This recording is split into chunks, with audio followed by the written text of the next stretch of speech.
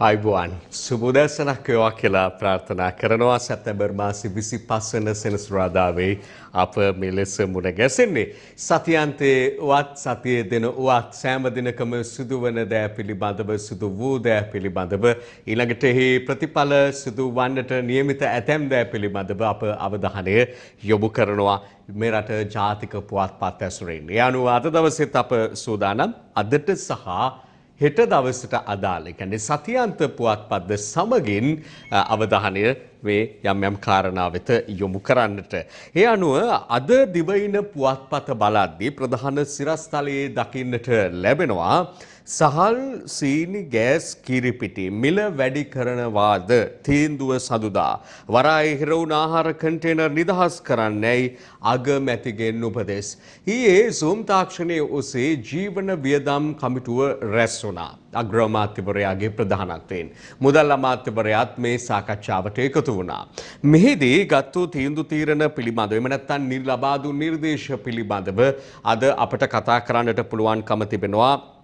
ඒ අනුව වඩාත් අවධානය යොමු වෙලා තියෙනවා මේ සහල් සීනි මිල වැඩි නොකර සිටීමටත් ඊළඟට ආයනයනික කිරිපිටි ගෑස් ඉන් පස්සේ ගත්තහම තිරිඟු පිටි මේ ආදීෙහි මිල ඉහළ නැංවීම පිළිබඳව අවධානය යොමු වී ඇති බවයි කියවෙන්නේ. කෙසේ වෙතත් ඒ අනුව ගත්තට පස්සේ ගෑස් සිලින්ඩර් එක මිල රුපියල් 550කින් ඉහළ නැංවීම සඳහා ජීවන වියදම් කමිටුවේ අනුමැතිය හිමි වෙලා තිබෙනවා.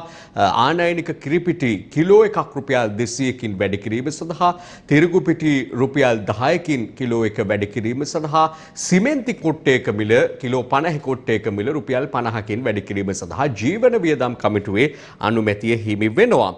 නමුත් මේ ආකාරයෙන්ම වැඩි කරනවාද නැත්නම් සංශෝධනය කරනවාද මේ පිළිබඳව සලකා බැලීම ඉදිරි කැබිනට් හමුවේදී එහෙම නැත්නම් සදුදා පැවැත්වෙන අමාත්‍ය මණ්ඩල හමුවේදී සිදුවන බව තමයි දැනගන්නට ලැබෙන්නේ. ගිය සතිය පුරාම මේ පිළිබඳව සිදු වුණු කතාබහ අතර නිරන්තරව කියවුණු කාරණාවක් තමයි මේවායේ මිල සිකුරාදා බොහෝ විට වැඩි වේවි කියන එක. සිකුරාදා ජීවන වියදම් කමිටුව රැස් වෙන නිසා යනුව ඊ රැස් වෙච්ච ජීවන වියදම් කමිටුව ගත්තු තීන්දුව එසේ වෙනකොට එවන විටත් කතාබහට ලක්වෙමින් තිබුණු වරායේ තියෙන අත්‍යවශ්‍ය ද්‍රව්‍ය සහිත කන්ටේනර් නිදහස් කිරීම පිළිබඳ කාරණාවට අවධානය යොමු වනවා අග්‍රාමාත්‍යවරයාගේ. ඒ අනුව තමයි වරායේ හිරවුණු ආහාර කන්ටේනර් නිදහස් කරන්නයි අග්‍රාමාත්‍යවරයා උපදෙස් දෙන්නේ. මුදල් අමාත්‍යවරයා හා සම්බන්ධ වෙනවා. ඒ අනුව මුදල් අමාත්‍යවරයා විසින් ප්‍රකාශ කරනවා ඉදිරියේදී සතුස් සහ සමෝපාකාරාල විසල් හරහා විශේෂයෙන්ම මේ ආහාර ද්‍රව්‍ය ජනතාව වෙත ලබා දීම සඳහා ඉගයකින් තොරව සැපීම සඳහා කටයුතු කරනවා කියලා. මේ අතරේ සඳහන් කරන්නට ඕනේ දැන් මේ මිල වැඩි කිරීම පිළිබඳව කාරණා කතාබහට ලක්වමින් තිබෙන පසුබිමක වෙළඳපොළ තුල තත්ත්වය ගත්තොත් එහෙම මේ බව හොඳින්ම දන්නවා ඔබ. කිරිපිටි තිබුණද වෙළඳපොලේ කියන එක පිළිබඳව ගෑස් ලාබ් ගෑස් සමාගමට මිල වැඩි කරන්න යම් අවස්ථාවක් යම් ප්‍රමාණයක මිල වැඩි කිරීමක් සිදු කරන්න අවස්ථාව දීලා තියෙද්දිත් ප්‍රමාණවත් පරිදි ගෑස් වෙළඳපොලේ තිබුණාද? මේ දවස්වල සිමෙන්ති වෙළඳපොලේ තියනවාද? මේ ආදී කාරණා පිළිබඳව බැලුවාම බොහෝ තැන්වලින් කියවෙන්නේ ප්‍රමාණවත් පරිදි නැති බව. සුපිරි වෙළඳසල් ජාලය තුල පවා ඒ වගේම ඇතැම් සතස තුල පවා අප පෞද්ගලිකවම දන්නා කාරණාව මේ පිළිබඳව සොයා බැලීමේදී විශේෂයෙන් කිරිපිටි එහෙම පහුගිය දිනවල තිබුණේ නැහැ කියන එක සහල් පවා වෙනදා වගේ මේවා දකින්නට නොලැබුණු බව තමයි වෙළඳපොළ තුල නොතිබුණු බව තමයි කියවෙන්නේ. මොකද මේ පවතින නිරෝධාන ඇඳරි නීතිය තුලත් සතොස එහෙම ක්‍රියාත්මකයි. සුපිරි වෙළඳසල් ජාලය යම් සීමා යටතේ ක්‍රියාත්මකයි. බොහෝ තැන්වල කඩ සිල්ලර කඩ පවා යම් ආකාරයකින් විවෘතව තබා ගනිමින් මේ එළියට එන ජනතාවට එළියට මේ හැකියාව තියෙන අයට අලෙවි කරන සිදු කරන නිසා මේ පිළිබඳ සොයා බැලීමේදී අපට දැනගන්නට ලැබිච්ච තත්ත්වය ඒකයි. ඒ නිසාම මේ මිල වැඩි කිරීමක් අභිමුව තියාගෙන මේ භාණ්ඩ හිඟයක් නිර්මාණය වුණාද? නිර්මාණය කරලා තියනවාද? එහෙමනම් ඒවා වැටලීම් කරනවාද? මේ ආදී කාරණා විමසීම සඳහා පාරිභෝගික සේවා අධිකාරියේ සභාපතිවරයාව සම්බන්ධ කරගෙන මේ පිළිබඳව විමසන්නට අප උත්සාහ කළත් එතුමා මේ පිළිබඳව ජනතාව හමුවේ කිසිවක් ප්‍රකාශ කිරීමට ඉදිරිපත් නොවන බවත් විශේෂයෙන් සඳහන් කරන්නට උනේ. එතුමා ප්‍රකාශ කරන්න එක කාරණාවයි මේ පිළිබඳ ජීවන වියදම් කමිටුවේ තීරණයක් කී අරගෙන තියෙන එක කැබිනට් මණ්ඩලයට ගියාට පස්සේ ඉදිරි ක්‍රියාමාර්ග පිළිබඳව දැනුම් දීමේ හැකියාවක් තිබෙවි. අපට විශේෂයෙන් දැනගන්නට උනේ කාරණා තිබෙනවා මේ පිළිබඳ බැටලියම් දැන් මේ වැඩි මිලට විකුණන අවස්ථා පිළිබඳව කියවෙනවා. ඒ වගේම කෘත්‍රිම හිඟ තිබෙනවාද වෙනදපලේ මේ ආදී අප දැනුම්වත් යුතු යම් කාරණා තිබුණත් ඔබව දැනුම්වත් කළ යුතු කාරණා තිබුණත් ඒ පිළිබඳව පැහැදිලි ලෙස අවබෝධයක් ලබා ගැනීමට යනුව අපට හැකියාවක් ලැබෙන්නේ නැහැ. කෙසේ හෝ වේවා අප සඳහන් කරන්නට ඕනේ මේ ගැන පැහැදිලි තීන්දුවක් ලබන සදුදා ගැනීමට නියමිත බව.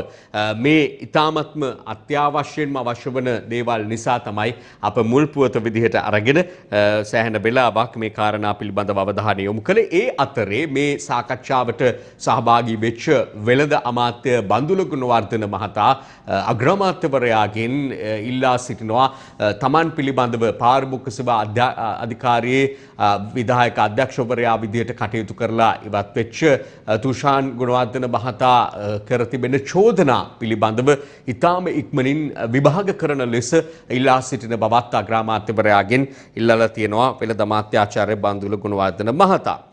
ඉන් පස්සේ අපි අවධානය යොමු කරන්නට ඕනේ තවත් සුවිශේෂ කාරණාවක් තිබෙනවා. රට විවෘත කරන්න අලුත් සැලැස්මක් පිළිබඳව සංචාරක කලාප ආශ්‍රිතව නව ආයුර්වේද කොරෝනා ප්‍රතිකාර මධ්‍යස්ථාන ස්ථාපනය කිරීම පිළිබඳවත් දැනට ක්‍රියාත්මක නිරෝධායන ඇඳරි නීතිය ඉවත් කර රට යලි විවෘත කිරීමේදී ක්‍රියාත්මක කළ යුතු සෞඛ්‍ය නිර්දේශ සහ සීමාවන් පිළිබඳ පූර්ණ සැලසුමක් සකස් කිරීමට කොරෝනා මර්ධන විශේෂ කමිටුව ඊයේ තීරණය කළහ කියලා තමයි දිවයින පුවත්පත මේ පිළිබඳව වාර්තා කරන්නේ. විශේෂයෙන් සඳහන් කරන්නට ඕනේ මෙහිදී වඩාත් අවධානය යොමු යුතු ක්ෂේත්‍ර අතර ප්‍රවාහනය මුල් තැනීලා සැලකෙනවා. ප්‍රවාහන රාජ්‍ය අමාත්‍ය දිලු මමුණුකම මහතාත් සඳහන් කරන්නේ පළවෙනිදා ඉඳලා රට විවෘත වේවියයි සලකා එදා ඉඳලම ක්‍රියාත්මක වෙන පොදු ප්‍රවාහන වැඩපිළිවෙලක් මාර්ගෝපදේශ මාලාවක් මගින් සහ බස් කර්මාන්තයේ යෙදෙන රියදුරු කොන්දොස්තර මහත්වරුන්ට අදාළව ක්‍රියාවට නැංවීම සඳහා කටයුතු කෙරෙන බවයි සඳහන් වෙන්නේ. අප උත්සාහ කරනවා මේ අපේ වැඩසටහන තුළ මේ කාල වේලාව තුළ මෙහා සම්බන්ධ ප්‍රධානීන් සමග සාකච්ඡා කරන්නට. ඊළඟට සාමාන්‍ය පෙළ ප්‍රායෝගික පරීක්ෂණ පාසල් ආරම්භ පසු කියලා සඳහන් කරනවා දිවයින පුවත්පත. විභාගාංකය අමතක නම් 19/11ට අමතන්න කියලා ඒ අතරේ සඳහන් කරනවා. වත්මන් කෝවිඩ් තත්ත්වය සමනය වී පාසල් නැවත විවෘත කළ පසු අධ්‍යයන පොදු සහතික පත්‍ර සාමාන්‍ය පෙළ විභාගයේ ප්‍රායෝගික පරීක්ෂණ පවත්වන බව අධ්‍යාපන අමාත්‍යාංශයේ ලේකම් මහාචාර්ය කපිල සී පෙරේරා මහතා පැවසූ බව දක්වමින් දිවයින පුවත්පත අද මේ කාරණාව වාර්තා කරන්නේ. මේ වන විටත් සාමාන්‍ය පෙළ ප්‍රතිඵල විශේෂයෙන්ම සමාජ මාධ්‍ය හිම ඇසුරු කරනකොට අපට දකින්නට ලැබෙනවා බොහෝ දෙනා තමන්ගේ දරුවන්ගේ ප්‍රතිඵල විශේෂයෙන්ම ඒ වගේම තමන්ගේ සිසුවියන්ගේ ප්‍රතිඵල ගුරුවරු පළ කර තිබෙන ආකාරය අපි තාම සතුටින් පළ කර තිබෙන ආකාරය තමයි බොහෝ දෙනාගේ දකින්නට ලැබෙන්නේ. ඒ විභාගයෙන් ඉහළ සාමාර්ථය ලැබුවන් සමත් වූවන් ඒ අතරේ අසමත් වූ දරුවෝ ඉන්නට පුළුවන්. නමුත් ඒන් කියවෙන්නේ නැහැ ඔවුන් මුළු ජීවිතේන්ම අසමත් වෙනවා කියන එක. මෙය හොඳ අවස්ථාවක් කරගෙන ඉදිරි උසස් අධ්‍යාපන කටයුතු කරන්න යම් යම් අවස්ථාවන් රටේ ඕනෑතරම් නිර්මාණය වෙලා තිබෙනවා රාජ්‍ය මට්ටමින් පෞද්ගලික මට්ටමින්. ඒ නිසා ඒවා වෙත යොමු වෙලා ජීවිතය ඉදිරි අරමුණු සාක්ෂාත් කරගන්න අරමුණක් ඇතිව ඉදිරියට යන්න දරුවන්ට හැකියාව තිබෙන බවත් විශේෂයෙන් සඳහන් කරනවා. ඒ වගේම උසස් පෙළට යලිත් පෙනී සිටින සූදානම් වෙන්න හැකියාවකුත් ඒ දරුවන්ට තිබෙනවා. මේ අතර මේ විභාගයේ ප්‍රතිඵල ආවට ඒ ආපු ප්‍රතිඵල නිසා ඇතැම් ශිෂ්‍ය ශිෂ්‍යාවන් අපහසුතාවයට පත් වෙනවාද? උසස් පෙළ කරන්න යාමේදී ගැටලු මතුවෙනවාද? මේ කාරණා පිළිබඳව අප විමසා බැලිය යුතුයි. ඒ නිසා අප ඉදිරියේදී උත්සාහ කරනවා මේ ප්‍රතිඵල සමග එහි ඉදිරි තත්ත්වයන් පිළිබඳව යම් සාකච්ඡාවක යෙදෙන්නටත්. ඒ අතරේ දරුවන් එන්නත්කරණය පිළිබඳව අද දිවයින අනෙකුත් පුවත්පත් වාර්තා කර තිබෙන ප්‍රධාන කාරණාවක් ලෙස සඳහන් කරන්නට ඕනේ. ලංකාදීප පුවත්පතෙත් අපි දකිනවා වයස 12 සිට 19 අතර රෝගී දරුවන්ට එන්නත් දෙන්න ආරම්භ වූ අවස්ථාව. මේ අවස්ථාවට කෙහෙලිය රඹුක්වැල්ල සෞඛ්‍ය ඇමතිතුමා ඒ වගේම රිජ්‍යාරයා ළමාරෝහලේ අධ්‍යක්ෂ වෛද්‍ය ජී විජේසූරිය මහතා ඒ වගේම ශිරන්ති රාජපක්ෂ මැතිණිය සහභාගී වී සිටින ආකාරයක් අපට දකින්නට පුළුවන්කම තිබෙනවා. මේ කටයුතු කොළඹ ඍජු ආරයාල් අමාරෝහලේ අධ්‍යක්ෂවරයාගේ මෙහෙයවීම මත ඍජු ආරයාල් අමාරෝහලෙන් තමයි ආරම්භ වුණේ. ඒ වගේම ඉදිරි සතිය තුළ දිවයිනේ අනිකුත් රෝහල් කිහිපයක මෙලෙස එන්නත්කරණය සිදු කිරීමට නියමිත බව සඳහන් වෙනවා. විශේෂයෙන්ම නිදාන්ගත රෝග වලින් පෙළෙන දරුවන් සඳහා තමයි ෆයිසර් එන්නත ලබා දීම මෙලෙස සිදුවන්නේ කියන එක සඳහන් කරන්නට ඕනේ. ඊළඟට අපි පුවත් වාර්තා අතර දකිනවා ළමුන් එන්නත්කරණය ඔක්තෝබර් අවසන් කරන බව ඇමති කෙහෙලිය රඹුක්වැල්ල කර තිබෙන ප්‍රකාශයක්. මේ දරුවන් එන්නත්කරණය කරන වැඩසටහනට සහභාගී වූ සෞඛ්‍ය අමාත්‍යවරයා එලෙස සඳහන් කොට තිබෙනවා. මේ අතර මේ සෞඛ්‍ය අමාත්‍යවරයා පිළිබඳව සඳහන් කිරීම නිසා තවත් කාරණාවක් තිබෙනවා ඔබට කියන්න ඉදිරිපත් කරන්න. මේ වාර්තා අතර මුල් පිටු තුල අපට දකින්නට නොලැබුණත් ඖෂධ නියාමන අධිකාරියම් ගැටලුකාරී තත්යකටත් පත් වෙලා තිනවා. කතා බහට ලක් වෙන ආයතනයක් වෙලා තිබෙනවා. ඒ දත්ත මැකියා මේ සිද්ධියත් එක්ක කෙසේ වෙතත් මේ පිළිබඳව කෙහෙලිය රඹුක්වැල්ල සෞඛ්‍ය අමාත්‍යවරයා මේ සෞඛ්‍යයේ ඉහළ නිලධාරීන් බලධාරීන් එක්ක යම් කාරණා පිළිබඳව සාකච්ඡා කිරීමේදී එහි තොරතුරු ඍජුවම කැබිනට් අමාත්‍යවරයා විදිහට තමාටත් ලබාගත හැකිද, තමාට මේ ආයතනය පිළිබඳ අවබෝධයක් ලබාගත හැකිද කියන කාරණාවට අවධානය දෙද්දී එහි ඉහළ නිලධාරීන් මේ රාජ්‍ය අමාත්‍යාංශයට සම්බන්ධ ආයතනයක් විදිහට එතනට තමයි තොරතුරු ලබා දීමට බැඳී සිටින්නේ කියන කාරණාව ඉදිරිපත් කිරීමත් එක්ක අමාත්‍යවරයා මේ පිළිබඳව අධිකරණ අමාත්‍ය ජනාධිපති නීතිඥ අලි සබ්රි මහතාගෙන් යම් විමසීමක් කරලා තිබෙනවා. හෙට ප්‍රතිචාර විදිහට එහි තිබෙන නීතිමය ප්‍රතිපාදන පිළිබඳව ඔහු දක්වා තිබෙන්නේ අදාළ විෂය බහර කැබිනට් අමාත්‍යවරයාට ඒ පිළිබඳව ඍජුව විමසීමේ යම් හැකියාවක් පවතින බව. මොකද මේ යම් ගැටලුකාරී තත්ත්වයන් නිර්මාණය වෙලා තිබෙනවා. වගේම සෞඛ්‍ය අමාත්‍යාංශයේ විශේෂයෙන්ම ඉහළ නිලතල දරන අය එක අතකට ගමන් කරනවා වෙනුවට විවිධ මාවත් ඔස්සේ ගමන් කිරීමත් එක්ක නැති ප්‍රශ්න ඇතිවන යම් ගැටලුකාරී තත්ත්වයන් ඇතිවන බව පෙනී ගොස් තිබෙන නිසා තමයි මේ පිළිබඳව මෙලෙස සෞඛ්‍ය අමාත්‍යවරයාගේ අවධානය යොමු වී ඇත්තේ. ඒ අතරේ අපි අද දකිනවා ලංකාදීපේ වාර්තාවක රට ඇරිය පසු වසන්තයකට ගියොත් සුන් කියලා වාර්තා කරන යුද හමුදාපතිවරයා උපුටා දක්වමින් ඇයි එහෙම එතුමා කියන්නේ කියලා අපි බලමු වෙලාව බලලම ඇවිත්. අපි දැන් බලමු මේ ඇයි යුද හමුදාපතිතුමා මෙලෙස කියන්නේ කියන එක. රට ඇරිය පසු අසන්තයකට ගියොත් සුන් කියලා මාස දෙකක් යනතුරු නීති තදින් පිළිපදින්න කියලාත් යුද හමුදාපති ජෙනරල් ශවේන්ද්‍ර සිල්වා මහතා සඳහන් කරනවා.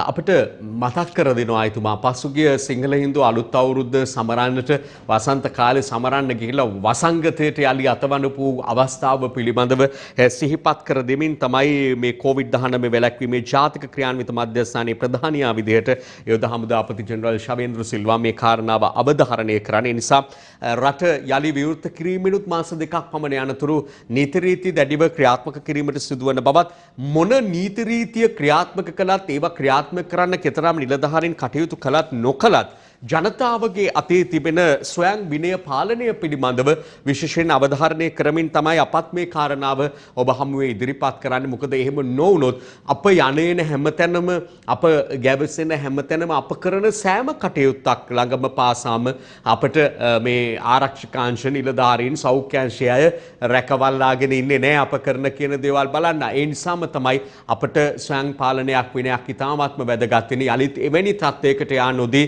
ආරක්ෂා කර ගැනීම සඳහා මේ තත්ත්වය තවදුරටත් පාලනය කර ගැනීම සඳහා ඒ අතරතුර ඇතැම් අයට යම් සැක සංකා මතුවෙමින් තිබෙනවා. ඇතැම් අය ප්‍රශ්න කරමින් තිබෙනවා මේ ප්‍රමාණවත්ද කියන එක පිළිබඳව. ඒ වගේම ඇතැම් පාර්ශ්ව වලින් කියනවා දැන්ටමත් පමා වැඩි රට යලි විවෘත කිරීමට කියන කාරණා පිළිබඳවත්. ඒ අතරේ රට වැසිය යුතුයි කියලා නිරන්තරව කියපු අයත් ඉන්නවා දකින්නට ලැබෙනවා.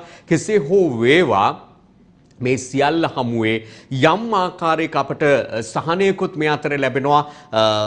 මේ වන විට රටේ බහුතරයක් දෙනා පළමු මාත්‍රාව හෝ ලබාගෙන තිබීම එන්නත් කරන නිසා ඉතාම කඩිනමින් එන්නත් මාත්‍රා දෙකම ලබා ගැනීමට කටයුතු කිරීම විශේෂයෙන් වයස අවුරුදු 60 ඉක්මවන වැඩිහිටියන් අනිවාර්යෙන් එන්නත් කරණයට ලක්වීම, දරුවන් එන්නත් කරණයට ලක්වීම මේ ආදී කාරණාත් ඉතාම වැදගත් වෙනවා. ඔය සම්පූර්ණ වීම මේ අතරේදී සිදුවීමත් එක්ක අපට තිබෙන රැකවරණය තවදුරටත් වැඩි වෙනවා. නමුත් එන්නත්කරණය මතම විශ්වාස තබලා කටයුතු කිරීමත් සිදු නොකළ යුත්තක් කියන එක සෞඛ්‍ය අංශම පෙන්වා දෙන කාරණාවක්. තවත් විවිධ වූ කාරණා අද අපට මුණ ගැසෙනවා සහ අප මෙතෙක් ඉදිරිපත් කළ කාරණා පිළිබඳ යම් විමසීම් කරන්නටත් අප බලාපොරොත්තු වෙනවා. ඒවායේ නවතම තත්ත්වයන් සහ වැඩිදුර විස්තර දැනුම්වත් වීම සඳහා කෙසේ වෙතත් අපි විරාමයකට ගිහිල්ලා ඊන අනතුරුවේ අලි හමු වෙමු.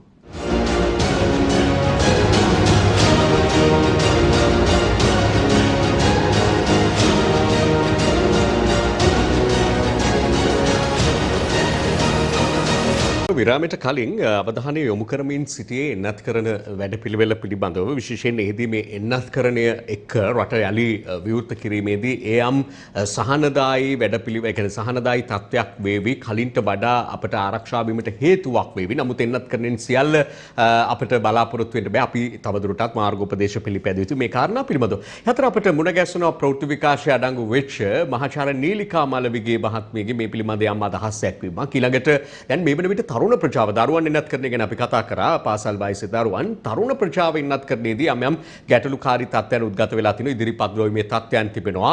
දුර්මත පැතිරී තිබෙනවා. මේ නිසා විශේෂයෙන් විශ්වවිද්‍යාල ආරම්භ කිරීමට යම් බලපෑමක් තියනවාද? ඒ තරුණ වයස්වල අයට එන්නත්කරණය සිදුවන ආකාරයෙන් මේ ආදී පිළිබඳවත් යම් අවබෝධයක් ලබාගත හැකි අදහස් දැක්වීමක් තිබෙනවා. ජයවර්ධනපුර විශ්වවිද්‍යාලයේ උපකුලපති මහාචාර්ය සුදන්ත ලියනගේ මහතාගේ මේ කාරණා අපි අහලා දැකලා ඉමු. ලෝක ජනගහනයෙන් බිලියන 4කට මෙම එන්නත් ලබා දීලා තියෙනවා. මේ එන්නත්කරණයෙන් අපි බලාපොරොත්තු වෙන්නේ මෙම දරුණු කොවිඩ් තත්ත්වය මර්ධනය කිරීමයි. මේ එන්නත්කරණයෙන් වෛරසය නැති කරන්න බෑ. අපි දන්නවා ලංකාවේ මේ වෙනකොට ඇත්තටම 63%කට එක ඩෝස් එකක් හරි ලබා දීලා තියෙනවා. 52 දෙනෙකුට මාත්‍රා දෙකම ලබා දීලා තියෙනවා. ලංකාව ඒ ලෝකයේ තියෙන රටවල් 50 ඇතුළත් වෙලා තියෙන්නේ. මේ සංචලන සීමා ක්‍රමයෙන් ලිහිල් කරාට පස්සේ අපි පුළුවන් තරම් සාමාන්‍යකරණීයට යන්න ඕනේ. ඒ වගේම අනිත් ඔක්කොම ආර්ථික සහ වෙනත් ඔක්කොම අධ්‍යාපන ආර්ථික කටයුතු අඩපණ වෙලා තියෙනවා. කොවිඩ් තත්ත්වය නැති කරනවා කියන්නේ වෛරසය නැති කරනවා නෙවෙයි. අර මහාචාර්ය සාරා ගිල්බර්ට් කිව්වා වගේ මේක හෙම්බිරිස්සා තත්ත්වයකට පත් කිරීම එන්නත්කරණය මගින්. එම අරමුණ දක්වා යෑමට නම් ඉතා අතිවිශාල ප්‍රතිශතයක් එන්නත් ලබාගත යුතුව තියෙනවා.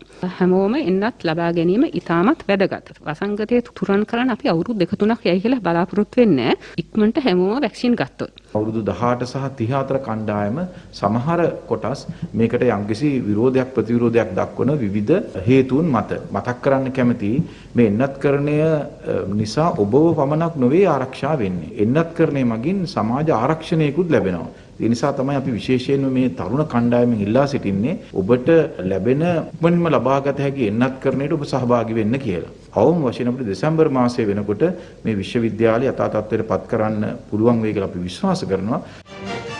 විශ්වවිද්‍යාල පද්ධතියේ අනධ්‍යයන අධ්‍යයන කාර්ය මණ්ඩල සහ ශිෂ්‍යාවන් එන්නත්කරණය සඳහා දැන් වැඩපිළිවෙල ක්‍රියාත්මකයි. මේ අතර අප විශේෂයෙන් විමසන්නට සිටි කාරණාවක් තමයි නිකුත් වෙච්ච සාමාන්‍ය පෙළ ප්‍රතිඵල වලින් පසු වත්මන් තත්ත්වය.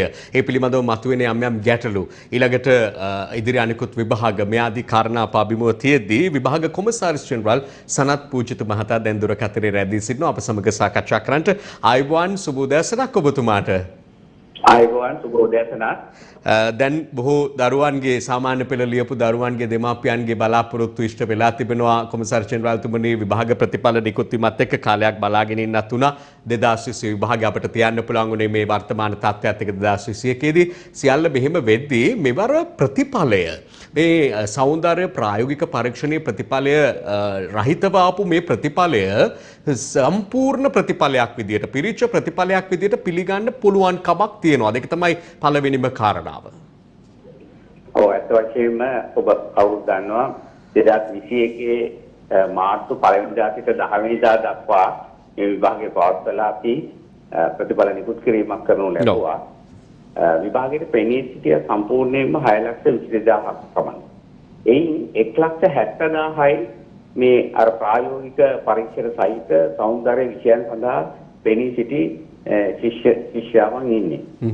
ඒ අනුව අපි ප්‍රොවිෂනල් කියන්නේ අපි ප්‍රතිඵලය ඒ කියන්නේ සෞන්දර්ය විෂයන් වල ප්‍රතිඵලය පසුව ලබා දීමේ පදනම මත තමයි මෙවර අපි ප්‍රතිඵල නිකුත් කිරීමක් කරනු ලැබුවේ. එයින් ඔබට පේනවා ඇති 1,70,000ට අමතරව අනිකුත් සියලු දෙනාටම මේ ප්‍රතිඵලය සම්පූර්ණයෙන් ලැබෙනවා. ඒත් එක්කම අපේ අපේක්ෂාව තමයි නැවත පාසල් විවෘත කිරීමෙන් අනතුරුව ඔබ කවුරුත් දන්නවා සෞඛ්‍ය අමාත්‍යාංශයේ අවශ්‍ය ක්‍රියාමාර්ග දැන් ගනිමින් ඉන්නවා. එතකොට ඒ උපදේශ අනුව අධ්‍යාපන අමාත්‍යාංශයේ ක්‍රියාත්මක වෙනවා. ඒ අනුව අපිට පුළුවන් වෙයි තව මම හිතන්නේ මාස එකමාරකින් පමණ මේ ප්‍රායෝගික පරීක්ෂණ තියලා සම්පූර්ණ ප්‍රතිඵලය ඒ දරුවන්ට ලබා දෙන්න. ඒත් එක්කම අධ්‍යාපන අමාත්‍යාංශයේ ක්‍රියාමාර්ගයක් කියලා තිබෙනවා. උසස් පෙළ හැදෑරීම සඳහා මේ දරුවන්ට විශේෂ අවස්ථාවක් ලබා දීමට. ඒත් එක්කම පාසල් පාදක තත්ත්වයේ යටතේ පොවුල් ලබා ගන්නා නිපුණතා මට්ටම් අනුව මේ දරුවන්ට පුළුවන් උසස් පෙළ හැදෑරීමට අවස්ථාව ලබා ගැනීම. ඔව් එතකොට කොමසාර් ශිරාල්තුමනි දැන් ඒ කියන්නේ පසුව ප්‍රායෝගික පරීක්ෂණය සිදු කරනවා. ඒ සිදු කරන පරීක්ෂණයට ඉදිරිපත් වීමට මේ දරුවන්ට පුළුවන්. අප දන්නා පරිදි දැන් විෂයන් 5ක් සාමාර්ථ 2ක් සහිතව සමත් වෙච්ච ශිෂ්‍යයෙකුට මේ සඳහා ඒ කියන්නේ උසස් පෙළ හැදෑරීම සඳහා ඒ අනුව හැකියාවක් තිබෙනවා මේ ප්‍රායෝගික පරීක්ෂණයට ඉදිරියේදී පෙනී සිටින. එතනදී ඇතිවන තත්ත්වය මේ උසස් පෙළට ඉදිරියේදී බලපෑමක් වෙන්නේ නැද්ද? ඔව් පැහැදිලිව මේ සඳහා තමයි අධ්‍යාපන අමාත්‍යාංශයේ මේ චක්‍රලේඛය නිකුත් කිරීමට අපේක්ෂා කරන්නේ. ලබන අඟහරුවාදා වෙන විට මේ චක්‍රලේඛය සියලුම පළාත් අධ්‍යාපන අධ්‍යක්ෂවරුන් සහ කලාප අධ්‍යාපන අධ්‍යක්ෂවරුන් සහ සියලු විදුහල්පතිවරුන්ට නිකුත් කිරීමට අපේක්ෂා කරනවා. ඒ අනුව තමයි අපි ඔබට මතක ඇති අපි සාමාන්‍යයෙන් වැඩ 6යි සම්මාන 3ක් ලබා ගන්න ඕන උසස් පෙළ කිරීම සඳහා. ඊට අමතරව වැඩ 5යි සම්මාන 2 යටතේත් අපි අවස්ථාව දීලා තියෙනවා. ගණිතය සිංහල විෂය සමත් වෙලා නැත්නම් පසු අවස්ථාවේදී එය සම්පූර්ණ කිරීම සඳහා ඒ අනුව දැන් ඒ විෂයන් 9ක් ගත්ත ළමයි සඳහායි මේ අවස්ථාව තියෙන්නේ. එතකොට මේ දරුවෝ මේ 1,70,000 විෂයන් 8ක් අරන් තියෙන්නේ. එහෙම නම් හැම එකම පොඩ අඩු කිරීමක් කරනවා. ඉතින් ඒ විධිමත් පරිදි නිකුත් කිරීමක් කරනවා ලබන අඟහරුවාදා. එතෙක් මම ඒ පිළිබඳව ප්‍රකාශයක් කරන්නේ නැහැ. ඒ නිසා කිසිදු දරුවෙකුට අසාධාරණයක් වෙන්නේ නැහැ. ඒ අවස්ථාව ලැබෙනවා උසස් පෙළ කිරීම සඳහා. ඒ වගේම දැනටමත් මේ දරුවන්ගේ පාසල් පාදක තත්ත්වයේ යටතේ නිපුණතා මට්ටමක් තියෙනවා. ඒ නිපුණතා මට්ටම අපි දරුවන්ගේ සහතිකයේ දකුණු පසෙන් දැනටමත් සඳහන් කරලා තමයි නිකුත් කරලා තියෙන්නේ. ඒ නිසා ඒ ප්‍රයෝජනෙට ගන්න පුළුවන්. උසස් පෙළ සෞන්දර්ය විෂය ධාරාව යටතේ ඉගෙන ගැනීමට අපේක්ෂා කරන දරුවන්ට ඒ පාවිච්චි කිරීමට අවශ්‍ය උපදෙස් අර චක්‍රලේඛයේ සම්පූර්ණයෙන් සඳහන් කර එවනවා. නිපුණතා මට්ටම 1 සිට 4 දක්වා නේද කොමසාර්? ඔව් 1 සිට 5 දක්වා. 5 දක්වා. ඉතින් විශිෂ්ට නිපුණතාවය තමයි 1. ඊළඟ ඉහළ මට්ටමේ නිපුණතාවය 2. 3 සම්මාන මට්ටම 4 ආසන්න මට්ටම කියන එක. කියන්නේ මේ සාමාර්ථයක මට්ටම. අර නිපුණතා මට්ටම ළඟා නොවු එක තමයි පස්වෙනි මට්ටම. ඉතින් මේ අපි මේ සංඛ්‍යා ලේඛන විශ්ලේෂණය කරලා බලපුවාම බොහෝ දෙනෙකුට තියෙන්නේ 90%කට වගේම සාමාන්‍ය මට්ටමින් එහාට ප්‍රතිඵල තියෙනවා. ඉතින් ඒ නිසා ගැටලුකාරී තත්ත්වයක් ඇති වෙන බව පෙනී යන්නේ නැහැ. ඒ අනුව මේ දැන් 6,20,000 ඉක්මවන ශිෂ්‍ය ශිෂ්‍යාව පිරිසක් පාසල් සහ පෞද්ගලික ආයුධම්කරු විදිහට විභාගයට පෙනී සිටියා.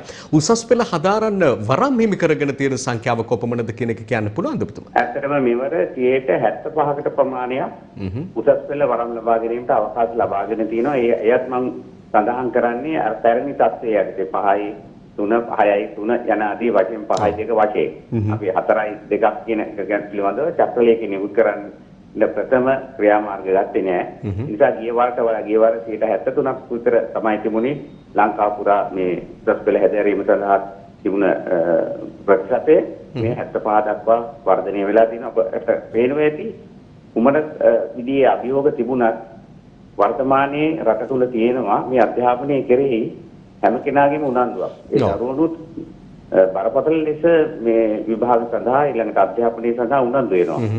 ඒ කැපී පෙනෙන ලක්ෂණයක් ලෙස මේ ඉදී සඳහන් කරන්නට පුළුවන්. ඔව් දැන් ඉදිරියේදී අධීර 4කින් පාසල් ආරම්භ කළ කටයුතු කරන්න සූදානම් වෙද්දී ඔබතුමාත් සඳහන් කළා ඉදිරියේදී මේ සෞන්දර්ය ප්‍රායෝගික පරීක්ෂණත් සිදු කරන්නත් බලාපොරොත්තු වෙනවා කියලා. ඒවත් සම්පූර්ණ කරලම ප්‍රතිඵල නිකුත් කරන්න තිබුණානේ. ඇයි මේ මොහොතේ එකවරම එහෙමනම් ප්‍රතිඵල නිකුත් කරන්න? මොකද ගුරු සංගම්, විදුහල්පති සංගම් එහෙමත් යම් අප්‍රසාදයක් පළ කරනවා මේ ප්‍රතිඵල මේ විදිහට නිකුත් කිරීම පිළිබඳව. අප්‍රසාදයට වඩා ප්‍රසාදයක් තමයි දක්වන්නේ කියන එකයි අපේ නිරීක්ෂණ තියෙන්නේ. මොකද අපිට ඊමේල් පණිවිඩ මැසේජස් යනාදී වශයෙන් දිවෙනින් ලැබෙනවා. කෙසේවත් ඔබ දන්නවා ඇති මේ විභාගයේ සඳහා පෙනී සිටිනවා මේ බාහිර වශයෙන් ගණිතය පමණක්, ඉංග්‍රීසි විෂය පමණක්, ඊළඟට දෙවන බස සිංහල හා දෙමළ යනාදී වශයෙන්. එතකොට මේ අයත් බලාපොරොත්තු වෙමින් ඉන්නවනේ. ඊළඟ විවිධ සම්මුඛ පරීක්ෂණ සඳහා, විවිධ රැකියාව යාම සඳහා, විවිධ පාඨමාලා සඳහා. ඉතින් මේ හැම කෙනා ගැනම අපි බලන්නට ඕන. අනිත් එක තමයි මේ ක්‍රියාමාර්ගය තුළ කිසිදු කෙනෙකුට අසාධාරණයක් ඇති වෙන්නේ නැහැ. අනිකුත් ඒ වගේම තමයි අපි ඉලක්කගත වැඩපිළිවෙළ රටේ තියෙන විවිධ ආයතනවල ඒ නියමානුකූල අවසන් කරන්න ඕනේ. ඒවා නිතරම කල් දැමීම සුදුසු ක්‍රියාමාර්ගයක් නොවන බව තමයි අධ්‍යාපන අමාත්‍යාංශයේ ඒ වගේම ශ්‍රී ලංකා විභාග දෙපාර්තමේන්තුවේ මතය. ඒ වගේම ගුරුවරුනුත් සූදානම්ින් සිටිනවා තමන්ගේ දරුවන්ගේ ඉතිරි මේ සාධන මට්ටම ළඟා කර ගැනීම සඳහා අවශ්‍ය සහාය ලබා දීම සඳහා. අවසාන කාරණාව දැන් ඉදිරියට එන්න නියමිත උසස් පෙළ ශිෂ්‍යත්වය දැනට අපේක්ෂා කරන නොවැම්බර් මාසෙ මැද වෙනකොට පවත්වන්න පුළුවන් වේද කොමසාරිස්තුමනි? ඔව් අපි බලන්නට ඕන මේ දරුවන්ට සාධාරණයක් වෙලා තියෙනවද කියලා. මොකද ඉගෙනගෙන නැත්නම් විභාග තිබීමෙන් ඵලයක් නැති වෙනවා. ඒ නිසා ළමයි මේ විෂය නිර්දේශය සම්පූර්ණයෙන්ම අවසන් කරලාද ඉගෙනගෙන අවසානද යන්න පිළිබඳව මේ වන විට ජාතික අධ්‍යාපන ආයතනය කරුණු හදාරමින් සිටිනවා. ඒ එතුමන්ලගේ කරුණු හදාරීමෙන් අනතුරු ඒ වාර්තාව අධ්‍යාපන ලේකම්තුමාට දරුවෝ අධ්‍යාපන අමාත්‍යතුමාට බාර දෙනවා. ඊට පස්සේ යම් තීරණ අපිට ගන්නට පුළුවන් පාසල් විවෘත කිරීමේ දිනය පිළිබඳව සලකා බලන්න. හොඳයි, බොහොම ස්තුතියි. ඉදිරියේදී අපි ඒ කාරණා විභාග කොමසාරි ජෙනරාල්තුමාගෙන් තවදුරටත් දැනගන්නට බලාපොරොත්තු වෙනවා. සනත් පූජිත මහතා විභාග කොමසාරි ජෙනරාල්තුමන් සමග තමයි අපි මෙබඳ වේලාවක් සාකච්ඡා කරේ. ස්තුතියි නැවතත් ඔබතුමන්ට. මෙය වැඩි දිනෙක විමසා සිටි කාරණාවක් සහ දැනගන්නට අපේක්ෂාවෙන් සිටින කාරණාවක් නිසා ප්‍රතිඵලවලට අදාළ දරුවෝ පවුල්වල අය පමණක් නෙවෙයි මේ ප්‍රතිඵලයේ යම් මේ අඩුපාඩුවක් තියෙන නිසා එහි බලපෑම කොහොමද කියන එක පිළිබඳව රටේ බොහෝ දෙනෙක් උනන්දු. ඒ නිසා තමයි අප මේ පිළිබඳව විමසීමක් මෙලෙස සිදු කරන්නේ. ඉන් පස්සේ අපි අවධානය යොමු කරනවා අද දවසේ තවත් සුවිශේෂ කාරණාවක් වෙත. ඒ අනුව ගත්තට පස්සේ මේ සතියන්ත පුවත්පතකට යන්න ඕනේ. දෙවෙනි ඉරිදා සංග්‍රහය ඉරිදා ලංකාදීපය බැලුවාම අද ප්‍රධාන සිරස්තල විදියට වාර්තා කරන කාරණාව බවට පත් වෙන්නේ. අද කියලාමයි කියවෙන්නේ. නමුත් මේ හෙට දවසට අදාළ ජාතික පුවත්පත් යලිත් කියන්න ඕනේ එක. යුග දනවි දුන්නාට ආණ්ඩුවේ මත ගැටුම්. යුග දනවි බිල්ලාට එරෙහිව යුදවදී මේ ලංකාදීපේ සහ දෙවෙනි ඉරිදා සංග්‍රහය ප්‍රධාන සිරස්තල ආණ්ඩු පක්ෂය ඇතුළේම ආණ්ඩුව තුලම ඉන්න යම් පක්ෂ නායකයෝ මේ පිළිබඳව දැඩි විරෝධයක් පානවා. විශේෂයෙන් ශ්‍රී ලංකා නිදහස් පක්ෂ, ජාතික නිදහස් පෙරමුණ මේ ආදී පක්ෂ 11ක පමණ නායකයෝ මේ ගැන වෙනම සාකච්ඡාවක් තිබ්බා. ඉන් පස්සේ අග්‍රාමාත්‍යවරයා මුණ ගැසී පවා සාකච්ඡා කළා. විසඳුමකින් තීරණකින් තොරව ඒ කාරණා අවසන් වෙනවා. ඒදී ඔවුන් කියනවා ජනාධිපතිවරයා පැමිණි විගස මේ පිළිබඳව දැනුම්මත් කරන්නට බලාපොරොත්තු වෙනවා කියලා. මේ ආදී කාරණා ගොඩයි. මේ අතරේ මේ යුග දනවි බලාගාරය කියන්නේ මොකක්ද? මෙහි තියෙන වැදගත්කම කුමක්ද? මේ ආදී කාරණා දැනුම්වත් වෙමින් මේ පිළිබඳව ප්‍රවෘත්ති වාර්තාවක් තිබෙනවා. අපි එය දැන් අරඹලෙමු. කෙරවල පිටිය යුදගනවි බලාගාරය ආරම්භ කළේ LNG වලින්. එහෙමත් නැත්නම් ද්‍රව වායුවෙන් විදුලිය සැපයීමේ පරමාර්ථයෙන්. ඒ 2007 වර්ෂයේදී එහෙත් తాවකාලිකව LNG වෙනුවට යුදගනවි බලාගාරය ක්‍රියාත්මක වූයේ ඛනිජ තෙල් වලින්. එලෙස ආරම්භ කළ කෙරවල පිටිය යුදගනවි බලාගාරයේ මහා භාණ්ඩාගාරයේ සතු 50%ක කොටස් වලින් 40%ක අයිතිය ඇමරිකා එක්සත් ජනපදයේ FNE සමාගමට හොර රහසේම පවරා දුන් බවට සෑම පාර්ශවයකින් චෝදනා එල්ලවනවා. ඒ ඩොලර් මිලියන 250ක මුදලකටයි. රජය පවසන්නේ ගිවිසුම අත්සන් කර නැති අතර සංකල්පීය එකඟතාවක් ඇති වූ බවයි. නමුත් අදාළ ඇමරිකානු FNE සමාගමේ වෙබ් අඩවියෙහි සඳහන් වන්නේ ගිවිසුම අත්සන් කළ බවයි. සංකල්පයක් නැතිව ගිවිසුමක් අත්සන් කරන්නේ නැති බව අප කවුරුත් දන්නවා. මෙම ගිවිසුමේ ඇති භයානක බව විදුලි බල උත්පාදනයේ ඒකාධිකාරියක් තනි සමාගමක් යටතට අයිතිවීමයි. විදුලි උත්පාදනය සඳහා ලංකාවට LNG වායුව සැපයීමේ එකම අයිතිය සහ බලය ගිවිසුම හරහා මෙම සමාගමට පැවරෙනවා. රටක බලශක්තිය සඳහා ස්වෛරී භාවය රජය සතු ප්‍රධානතම ශක්්‍යතාවයක් බලයක් බව කිව යුතුයි. එහෙත් මෙවන් සමාගමකට තනි ඒකාධිකාරියක් පැවරීම අතිශය භයානක බව විදුලි බල ක්ෂේත්‍රයේ ප්‍රවීණයන් සේම වෘත්තීය සමිති සහ සාමාන්‍ය ජනතාවටද අවබෝධ වන බව කිව යුතුයි. වත්මන් ගෙවිසුම සංකල්පයක් පමණක් නම් එය ක්‍රියාත්මක කිරීම සඳහා ඇත්තටම ගිවිසුමක් අත්සන් කළ යුතුයි. මේ ගේ බිඳින්න පෙර සිදුරක් සාදා මුට්ටිය දැමීමක් දැයි සැබෑවටම ප්‍රශ්න කළ යුතුව තිබෙනවා. ඊයේ මේ පිළිබඳව අග්‍රාමාත්‍යවරයා සමග රජයට සහාය දක්වන පක්ෂ 10ක් සාකච්ඡාවක් පැවැත්වුවා. එම සාකච්ඡාවෙන් අනතුරුව පක්ෂ නායකයින් ප්‍රකාශ කළේ ජනාධිපතිවරයා පැමිණි වහාම මේ පිළිබඳව සාකච්ඡා කර තීරණයක් ගන්නා බවයි. කවුරු කොහොම කා එක්ක ගිවිසුම් ගහලා කටයුතු කළත් ජනතාවට මේ පිළිබඳව ඇත්තේ බරපතල සැකයක්. ජනතාව වශයෙන් අපට කියන්න තියෙන ඉතිහාසය ගත්තොත් එම අවුරුදු 70 තිස්සේ සියලු දේවල් පවතින ආණ්ඩු විකුණගෙන තම තමන්ගේ ආරම්භණු ඉෂ්ට කර ගැනීම සඳහා ඉතිහාසයෙන් කරලා තියෙන්නේ. මේ සාකච්ඡා ජනතාව ඉදිරියට ගෙනලා ජනතාවේ සංවාදයට බඳුන් කරලා ජනතාවේ කැමැත්ත කරන්නට වඩා සුසුයි කියන හැඟීම තමයි අපේ තියෙන්නේ.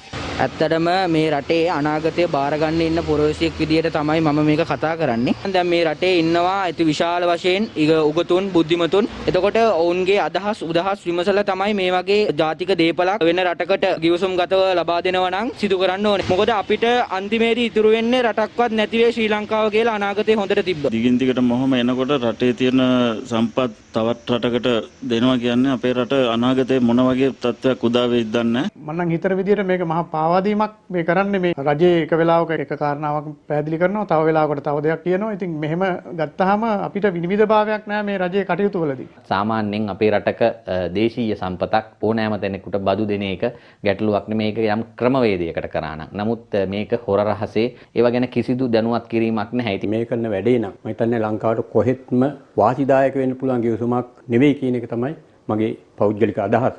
රට තුල මතයක් ගොඩනැගීමට පෙර මේ කරපු වැඩේ පිළිබඳව තියෙන්නේ දැඩි විවේචනයක්. ආණ්ඩුවේ පක්ෂයෙන්ම කියනවා මෙහෙමයි මේ ගිවිසුම අත්සන් කරාට මේකේ වගකීමක් නැහැ. ඒකට කමන්නේ වගේ එකක්. ඉතින් මේ බැසිල් මහත්තයා දැන් මේ ආවට පස්සේ එතුමාගේ අර ඒකාධිපති ක්‍රියාත්මක වීමක් වගේ දෙයක් තේරෙනවා අපිට ආර්ථිකයේ පැත්තෙන්. අපේ රටේ සම්පත් ආරක්ෂා කරගන්න නැතුව ඇයි මේ තියෙන ටිකත් විකුණන්නේ කියන එක හරියම ලොකු ප්‍රශ්නයක්. ඒ විවිධ මහජන අදහස් කෙරවල පිටිය යෝගදන්නවී තාපු විදුලි බලාගාරයේ 40%ක කොටස් ඇමරිකානු සමාගමකට ලබා දීමේ තීන්දුව පිළිබඳව. ඒ අතරේ කියවෙනවා මිටත් වඩා බරපතල චෝදනාවක් තිබෙනවා මේ පිළිබඳව. හෙජින් ගිවිසුම හා සමාන අවස්ථාවක් ලෙස අර්ථකථනය කරමින් මේ පිළිබඳව සහ විශේෂයෙන් විපක්ෂ නායකතුමා වැනි අය පාර්ශ්ව මෙය රට ජාතිය පාවා දුන්නු අවස්ථාවක් ලෙස පවා අර්ථකථනය කරනවා අපට දකින්න පුළුවන්. තිබෙනවා. ඇමරිකානු තානාපතිනිය මේ කටයුතු ගිවිසුම් පිටුපස ඉන්න බව තමයි බොහෝ දෙනා කිව්වේ. පහුගිය කාලේ දැඩි කතා බහක් තිබුණා මේ ගැන. බලශක්ති අමාත්‍යවරයාත් ඒ යම් කාරණා ප්‍රතික්ෂේප කරනවත් අපට අසන්නට දකින්නට ලැබුණා. එවැනි රහසිගත ගිවිසුම් නැහැ කියලා තමයි නිරන්තරව ප්‍රකාශ කළේ. ඒ අතරේ ඇමරිකානු තානාපතිනිය මේ දවස්වල මැණිකෙට වහ වැටිලා. මැණික ගීතයට ඇමරිකානු තානාපතිනියගේ හිතයයි කියලත් අද ලංකාදීපේ සටහනක් තියෙනවා. මේ යොහානීගේ මැණිකේ යොහානී ගිය දුර අපි මේ කල්පනා කරන්නේ මේ සටහන් ඉදිරිපත් කරමින් කෙසේ වෙතත් ඇමරිකාවේ යෝන් ශිල්පිනියක් වයලීනයක් වාදනය කරමින් වීති ප්‍රසංගයක් පවත්වනවා. හරි අපූර්වට බොහෝ දෙනා දැන් මේ ගීතයට වඩා ඒව තමයි රස විඳින්නේ. අපටත් අපිත් රස විඳ අය එය නරඹද්දී පුදුමාකාර සතුටක් හැඟීමක් සංගීතයේ සැබවින්ම විශ්ව භාෂාවක් නොවේද කියන සිතුවිල්ල තමයි අපේ සිතටත් ආවේ. ඉන් පස්සේ අපි දැන් මේ කාරණා පිළිබඳව මෙහෙම වෙද්දී ඉදිරියේදී ජනාධිපතිවරයා පැමිණි විගස අපි කතා කරමින් හිටියේ යුගදනවි බලාගාරය පිළිබඳව කාරණා අද දෙවෙනි ඉරිදා සංග්‍රහය අපිට දකින්න පුළුවන්කම තිබෙනවා. අද වාර්තා කරන කාරණා හමුවේ අධිකරණයට යනවා කියලා මේ පිළිබඳව. ඒ වගේම මේක MCC ගිවිසුමේම කොටසක් කියලා ඊළඟට ගත්තහම නොතැකුවොත් සටනකට යනවා කියලා මේ පාවා දීමට එරෙහිව අපිත් නඩු කියනවා. විවිධ පාර්ශ්වවල අදහස් මේට ආණ්ඩුවට පක්ෂ විපක්ෂ විවිධ මත අපට දකින්නට පුළුවන්කම තිබෙනවා. ජනපතිගෙන් සාකච්ඡාවක් කියලා ලිපියක් දුන්නා කියලා ආයෝජන දොර ඇරීම සම්පත් විකිණීම නෙවෙයි කියලා තව පැත්තකින් ඊළඟට ජාතික සම්පත් විකිණීම ප්‍රතිපත්ති වලට පටහැනි කියලා මේ ආදී කාරණා ගණනාවක් අපට අද දවසේ මුණ ගැසෙනවා. හෙට දවසේ පුවත්පත් වලින්. හොඳයි අපි ඊළඟට එමු තවත් කාරණාවක් වෙත. විශේෂයෙන්ම සඳහන් කරන්නට ඕනේ එක්සත් ජාතීන්ගේ මහා මණ්ඩල සැසිවාරය අමතන්නට දැන් ශ්‍රී ලංකා ජනාධිපතිවරයා ඇමරිකාවට ගොස් සිටින්නේ. ඊයේ පැවැත්වුණ එක්සත් ජාතීන්ගේ ආහාර පද්ධති සමුළුව මේ ආහාර පද්ධති සමුළුවත් ඉතාම සුවිශේෂ හමුවක් බවට පත් වෙනවා. එක්සත් ජාතීන්ගේ මහා මණ්ඩල සැසිවාරය පුරාම එක පැත්තකින් රටවලට වැදගත් ද්විපාර්ශ්වික සාකච්ඡා පවා මේ අතරතුර පැවැත්වෙනවා. ඒ අතරතුරේදී තමයි ලංකාවේ තෙල් ගැටලුවට දැන් මේ වෙලාවේ තෙල් මිලදී ගැනීමේ තිබෙන ගැටලු ඊළඟට තෙල් පිළිබඳ යම් කැණීම් කිරීමේ සූදානම් පිළිබඳව සඳහන් වෙනවා. මේ ආදී කාරණා පිළිබඳවත් යම් රටවල නායකයෝ එක්ක අපේ රටින් ගිය ජනාධිපතිවරයා විදේශ අමාත්‍යවරයා සාකච්ඡා පවත්වමින් ඉන්නේ. අතරේ එක්සත් ජාතීන්ගේ ආහාර පද්ධති සමුළුව පිළිබඳව සටහන් වෙන වාර්තාව ප්‍රවෘත්ති වාර්තාව අප දැන් නරඹලෙමු. මේ ඊයේ ප්‍රවෘත්ති විකාශය අඩංගු වුණු වාර්තාවක්. එක්සත් ජාතීන්ගේ මහා මණ්ඩලයේ 76 වන සැසිවාරයට සමගාමීව ඊයේ දින නිව්යෝක් නුවරදී එක්සත් ජාතීන්ගේ ආහාර පද්ධති සමුළුව ආරම්භ කෙරුණා. අපට අවශ්‍ය අනාගතය සඳහා වූ පියවර වේගවත් කිරීම යන තේමාව යටතේ සංවිධානය කර තිබූ සමුළුවේ ප්‍රධාන දේශනය එක්සත් ජාතීන්ගේ මහලේකම් අන්ටෝනියෝ ගුටරෙස් මහතා විසින් සිදු කරනු ලැබුවා. කොවිඩ් වසංගතය ගෝලීය ආහාර සුරක්ෂිතතාවයේ පැවති දුර්වලතා පෙන්눔 කළ අවස්ථාවක් බවත් දේශගුණික විපර්යාසයන් සමග මෙම තත්ත්වය තවත් අයහපත් අතට හැරෙනු ඇති බවත් සමුළුව අමතමින් ජනාධිපති ගෝඨාභය රාජපක්ෂ මහතා විසින් පෙන්වා දෙනු ලැබුවා. තිරසර ආහාර පද්ධතිය අනුව ශ්‍රී ලංකාවේ සාරවත් සමාජ සංස්කෘතික සහ ආර්ථික උරුමයේ කොටසකි. ජනතාවගේ සෞඛ්‍යයට සහ පරිසරයට අයහපත් බලපෑම් කරන රසායනික පොහොර, කෘමිනාශක සහ වල්නාශක තහනම් කිරීමට තම රජය මෑතකදීගත් පියවර තිරසාර සංවර්ධනය පිළිබඳව වූ රාජ්‍ය ප්‍රතිපත්තියේ වැදගත් සන්ධිස්ථානයක් බව ජනාධිපතිවරයා පැවසුවා. දීර්ඝකාලීනව රසායනික පොහොරවලට හුරු වූ ගොවීන්ගේ ආකල්පමය වෙනසක් ඇති කිරීම දුෂ්කර වන අතර කාබනික පොහොර ප්‍රමාණවත් පරිදි දේශීයව නිෂ්පාදනය කිරීමද අභියෝගයක් බව පෙන්වා දුන් ජනාධිපතිවරයා මේ සඳහා තාක්ෂණික සහ ද්විපාර්ශ්වික සහයෝගීතාව ශ්‍රී ලංකාව සාදරයෙන් පිළිගන්නා බව සඳහන් කළා. කාබනික කෘෂි කර්මාන්තය ප්‍රවර්ධනය කිරීමේදී ග්‍රාමීය දරිද්‍රතාව අවම වන අයුරින් වෙළඳපොළ ඉලක්ක කරගත් ආහාර දාමයන් වැඩි දියුණු කිරීම අත්‍යවශ්‍ය වේ. එතුළින් ශ්‍රී ලංකාවේ ආහාර පද්ධතිය තිරසර ලෙස පරිවර්තනය කිරීමට සහ වඩා හොඳ ආහාර සුරක්ෂිතතාවයක් ඇති කර ගැනීමට හැකිවනු ඇති බවද ජනාධිපතිවරයා විශ්වාසය පළ කළා. ආහාර හා කෘෂිකර්ම සංවිධානය සහ ලෝක ආහාර වැඩසටහන ශ්‍රී ලංකාවට ලබා දෙන තාක්ෂණික සහාය අගය කළ ජනාධිපතිවරයා අනෙකුත් ගෝලීය සංවිධාන සහ විද්‍යාත්මක ආයතන වලින් ලැබෙන සහායටද ස්තුතිය පිරිනැමුවා. තම රටවැසි ජනතාවට සහ පෘථුවියට යහපත් අනාගතයක් සහතික කිරීම සියලු රාජ්‍ය නායකයින්ගේ අරමුණ විය යුතු අතර එහිදී මුහුණ දීමට සිදුවන ගෝලීය අභියෝගවලට විසඳුම් සෙවීමට සියලු දෙනා එක්ව කටයුතු කළ යුතු බවද ජනාධිපති ගෝඨාභය රාජපක්ෂ මහතා පැවසුවා. මිනිසාගේ මෙන්ම පෘථුවියේ සෞඛ්‍ය යහපත් ලෙස පෝෂණය කළ හැකි පරිදි ගෝලීය ආහාර පද්ධති පරිවර්තනය කිරීමට එක්සත් ජාතීන්ගේ ආහාර පද්ධති සමුළුව මග සලසනු ඇති බවටද ජනාධිපතිවරයා විශ්වාසය මෙහිදී පළ කළා. The health of both humanity and our planet. Thank you. මේ අතර ඇමරිකාවේ වොෂින්ටන් සහ නිව්යෝක් නගර ඉලක්ක කරගනිමින් එල්ල වූ ත්‍රස්ත ප්‍රහාරයට 20 වසරක් සපිරීම නිමිත්තෙන් ඇමරිකාවේ මෑන්හැටන්හි අනුස්මරණ ස්මාරකය අභියස සංවිධානය කර තිබූ විශේෂ සමරුමට ජනාධිපති ගෝඨාභය රාජපක්ෂ මහතා පසුගියදායක වුණා. අප තවත් කාරණා කිහිපයකට ඉක්මනින්ම අවධානය යොමු කරමු. ඒ අතරේ අද ලංකාදීපේ වාර්තා කරනවා කෝටි 2ක කප්පම් මිල්ලා තර්ජන කිරීම ඩුබායි සිටින පාතාල නායකගේ ගෝලියෝ 6ක් අත්අඩංගුවට ගත්තා කියලා එක වාර්තාවක්. ඊළඟට සතුන් මරන්න ඇට වූ තුවක්කුපත්තු වී දඩයම්කරුවෝ දෙදෙනෙක් මේ සිදුවීමක් පිළිබඳව තවත් අයෙකුට බරපතලයි කියලා අනුරාධපුර ගල්කුළම මුරියාකල්ල වැවට දිය බොන්නට පැමිණෙන වන සතුන් ඉලක්ක කරගෙන ඇට වූ ගුලකට මෙලෙස ඔවුන්ම හසු වී මේ පුවතක් පිළිබඳවයි එලෙස ලංකාදීපය වාර්තා කරන්නේ. මේ අතර රාජකිරී කුරුසිද්ධියේ ප්‍රධාන සැකකරු 28 තෙක් රිමාන්ඩ් කියලාත් වාර්තා කරනවා. ඊළඟට යකඩ මිනිසා ව්‍යාපෘතියේ කෝටි 15ක වංචා සිද්ධිය CID පාටලීගෙන් පැය 3ක ප්‍රකාශයක් ගැනීම පිළිබඳවත් සඳහන් වාර්තා අපට අද දවසේ දකින්නට ලැබෙනවා. මේ තුල ඇතුල්පිටු වාර්තා තුල මේ පිළිබඳව වැඩි විස්තර සඳහන් වෙනවා. මේදී දැන් මේ චම්පික රණවක හිටපු අමාත්‍යවරයාට මෙගා පොලිස් හිටපු ඇමතිවරයාට නැගෙන චෝදනාවේ ඔහු මොනවද කියන්නේ කියන එකත් අවධානයට ලක් කිරීම වැදගත්. මේ පිළිබඳ පැය 3ක කාලයක් අපරාධ පරීක්ෂණ දෙපාර්තමේන්තුවට ප්‍රකාශ ලබා දීලා එළියට එන ඔහු මාධ්‍ය හමුවේ මෙහෙම කතාවක් කියනවා. ඔහු සඳහන් කරන්නේ තමන් අමාත්‍යංශයේ විශේෂ භාරව සිටියේදී සිදු කළ ව්‍යාපෘතියේ යකඩ මිනිසා නොව පන්නරය වැඩසටහන බවත් නියමිත ප්‍රසම්පාදන ක්‍රියාවලියට අනුව ඒ සිදු කර ඇති බවත් තමා අපරාධ පරීක්ෂණ දෙපාර්තමේන්තුවට ප්‍රකාශ කළයි කියලා. නමුත් මේ යකඩ මිනිසාද පන්නරයද මේ එක හා සමානව මේ එක කාලයක අපට මුණ ගැසුණු යම් යම් ව්‍යාපෘති ඇතැම් අය ප්‍රශ්න කරන කාරණාව තමයි මේවායින් මොනවද උනේ මොනවද කළේ කියන එක අදට සොයා බලද්දී වෙච්ච දෙයක් නෑ, නටපු නැටුමුකුත් නෑ, බෙරේ පළුවකුත් පළුවකුත් නැහැ කියන කතාව ශීපත් වෙනවා කියලා තමයි හැතැම්ම අය කියන්නේ. ඉතින් මේ බෙරේ පළුව නැති වෙනකොට රටට කෝටි 15ක් අහිමි වෙලා නම් ඒ පිළිබඳව වහාම පාටලි චම්පික රණවක හිටපු ඇමතිවරයා වගකිව යුතුයි කියලා මේ චෝදනා නගන පාර්ශව කියනවා. ඒ ගැන චම්පික රණවක හිටපු ඇමතිවරයා දැන් ප්‍රකාශයක් ලබා දීලා තිනවා. අපි බලමු ඉදිරියේදී ඔහුගේ පැත්තෙන් තවදුරටත් මොනවද කියලා තියෙන්නේ කියන එක පිළිබඳව. ඒ අතරේ අපිට දකින්නට පුළුවන්කම තිබෙනවා බණ්ඩාරනායක ගුණසමරුව පිළිබඳව. හෙටට යෙදෙන බණ්ඩාරනායක ගුණසමරුව පිළිබඳව පත්තර කිහිපෙම වාර්තා කරනවා. දිවයිනෙත් තියෙනවා බණ්ඩාරනායක 62 වන ගුණසමරුව හෙටයි කියලා. දිවංගත අග්‍රාමාත්‍ය SW බණ්ඩාරනායක ශ්‍රීමතානන් ඒ අනුව දැයින් සමුගෙන 62 වසරක් හෙටට සපිරෙනවා.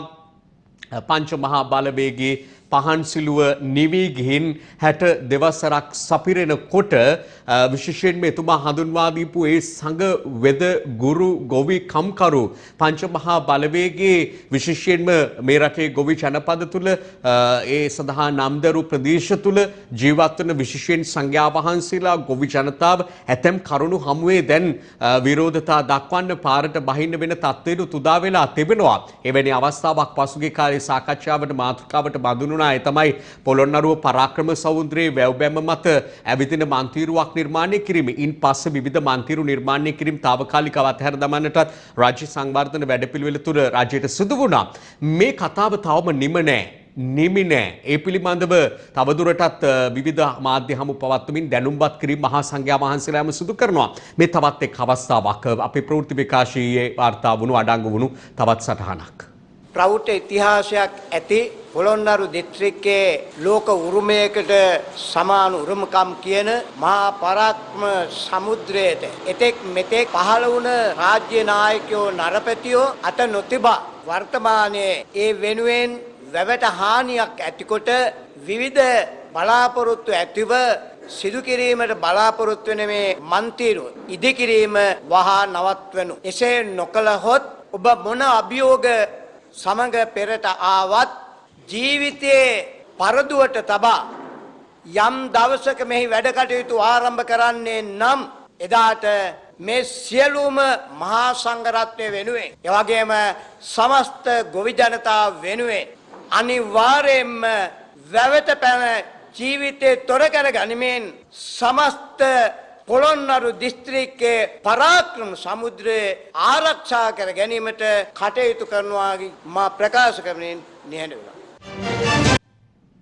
එදා මේ රට පෙරදිග ධාන්‍යාගාරයක් බවට පත් කරන්නට මහා ජලයක් ජල කඳක් සපුරපු සපයපු මේ වාරි තාක්ෂණයේ විශිෂ්ටතම නිර්මාණයක් ලෙස සැලකෙන පරාක්‍රම සමුද්‍රය වැනි තැන්වලට අත තබන්නට එපා කියන එක තමයි මහා සංඝයා වහන්සේලා ගිලිම. නමුත් යම් තැන්වලදී ප්‍රකාශ වුණු කාරණාවක් තමයි මේ ගැන පෙර ආතුව මහා සංඝයා වහන්සේලා ආදී පාර්ශව දැනුම්පත් කළා නම් මෙවැනි තත්ත්වයක් ඇති වෙන්නේ වහන්සේලාගේ අනුශාසනාව ආශිර්වාදය ඇතිව මෙවැනි කටයුතු කරන්න තිබුණා. නමුත් තවත් පැතිවලින් කියවෙන දෙයක් තමයි වෙන තැන් නැද්ද? පොළොන්නරුවේ පරාක්‍රම බාහු සමුද්‍රයේමද තිබෙන්නේ මේ ඇවිදින මන්තිරුව නිර්මාණය කරන්න ඕනේ නම් වෙන තැන් නැද්ද කියන කාරණා සොයා බලන්න කියන ඉල්ලීම් ඒ අතරේ ඉදිරිපත් වෙනවා. මේ අතරේ ඇතැම් අමාත්‍යවරු රෝෂාන් රණසිංහ වැනි අමාත්‍යවරු අපට දකින්න ලැබුණා. මහානායක ස්වාමින් වහන්සේලා පවා අනුනායක ස්වාමින් වහන්සේලා බැහැ මේ පිළිබඳව පැහැදිලි කිරීමක් කරන්නට කටයුතු කරන ආකාරයත් අපට දකින්නට ලැබුණා. අප අවසන් සටහනට දෙකට යොමු වෙමු. ඒ සටහන් අතර අපට මුණ ගැසෙනවා අද දවසේ දිවයින පුවත්පත ඇසුරින් අභියාචනාධිකරණ නියෝගයක් එනතුරු සුජීවා කාටවත්ම නෑ කියලා පසුගියදා මේ අලි පිළිබඳව ලබා දුන්නු තීන්දුව නිසා අලි ප්‍රශ්න මතුවුණා. සත්වෝද්‍යාන දෙපාර්තමේන්තුවේ අධ්‍යක්ෂ ජනරාල්තුමිය ඉවත් වෙන්න පවා කටයුතු කළා. මේ පිළිබඳව තවමත් දැඩි ලෙස කතාබහට ලක් වෙමින් තිබෙනවා. ඉතින් එවැනි තත්ත්වයක් හමුවේ සුජීවා ඇතින්න සහ පැටවා පිළිබඳව කතාබහට මේ වාර්තාව එක්කාසු කරන්නට පුළුවන්කම තිබෙනවා. රාජ්‍ය ආයතන සෙලින්දිවට දීම වළක්වන්නට ශ්‍රේෂ්ඨාධිකරණ පෙත්සමක් පිළිබඳවත් වාර්තා කරනවා. ඊළඟට අධ්‍යාපනයේ දොර විවර කරන්න සුදුසු යාන්ත්‍රණයක් වහා සකසන්න කියලා කතෝලික රදගුරු සම්මේලනය කරන ඉල්ලීමකුත් අපට දකින්නට ලැබෙනවා. අප ප්‍රතිඵල ගැන කතා කරා. ඒ අතරට එක්කාසු විය යුතු තවත් සුන්දර පුවතක් තියෙනවා.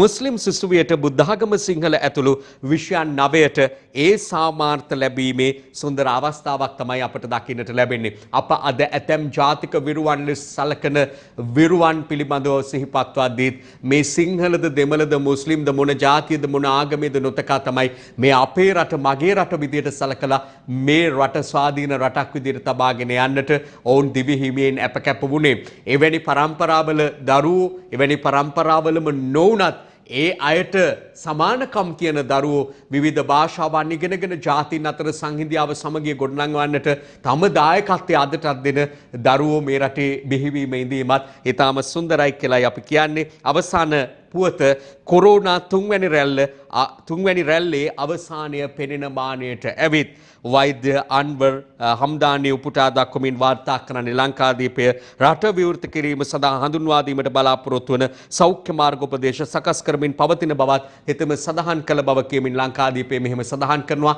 තුන්වෙනි රැල්ල අවසානය පෙනෙන මානයට ඇවිල්ලා අපි ඊළඟට හතරවෙනි රැල්ලකට අතවනනවාද තුන්වෙනි රැල්ලෙන්ම සමුගෙන අපි රටේ කටයුතු අපේ කටයුතු සාමාන්‍ය අතට ගෙන හැමෝම සහාය දෙනවාද නැද්ද කියන සියල්ල රැඳී තිබෙන්නේ ඔබේත් මගේත් මේ දෑත පිරිසුදුව තබා ගැනීම අප අතර පරතර නිවැරදිව තබා ගැනීම සෞඛ්‍ය මාර්ගෝපදේශ හරියට පිළිගන්න එක මේ වැඩසටහන නිම වෙන පළමු තප්පරේම මුඛාවරණය අපි පළඳ ගන්නවා. ඔබ හමුවට මෙහෙම එන්න ඕනි නිසා මෙහෙම ආවට ඔබත් එලෙස කටයුතු කරාවි කියලා අප විශ්වාස කරනවා. එමනම් පරිස්සමෙන් ඉන්න. සුවදායි සුබ දවසක් පතනවා. හෙට උදේ අපි යලි හමුවෙමු.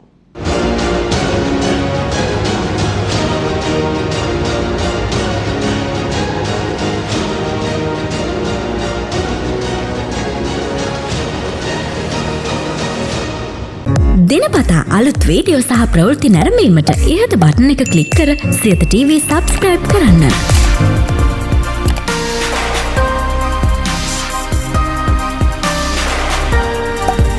අලුත් වීඩියෝ ගැන මුලින්ම දැනගන්න මෙම සීනුව ක්ලික් කරන්න.